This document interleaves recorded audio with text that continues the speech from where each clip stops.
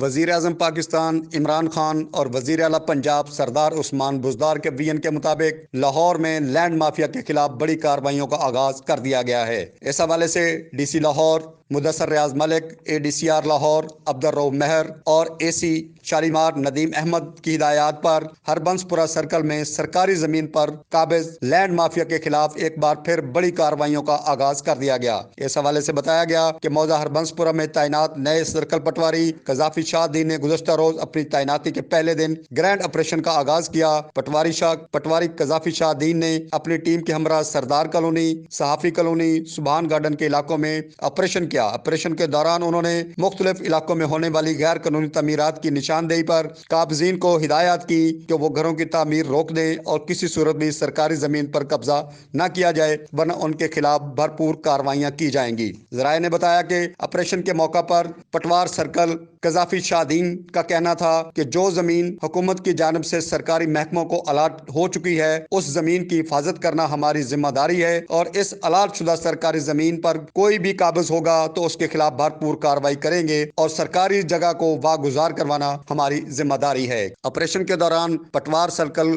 ہربنس پورہ کے پٹواری قذافی شاہ دین کا کہنا تھا کہ جن لوگوں کو تعمیرات کرنے سے روکا جا رہا ہے، اگر وہ تعمیرات کو جاری رکھیں گے تو اگلے عمل میں ان کے خلاف نہ صرف کارروائی ہوگی بلکہ ان کے خلاف مقدمات بھی درج کیے جائیں گے۔ غضنفر امان، لاہور 24 نیوز، لاہور۔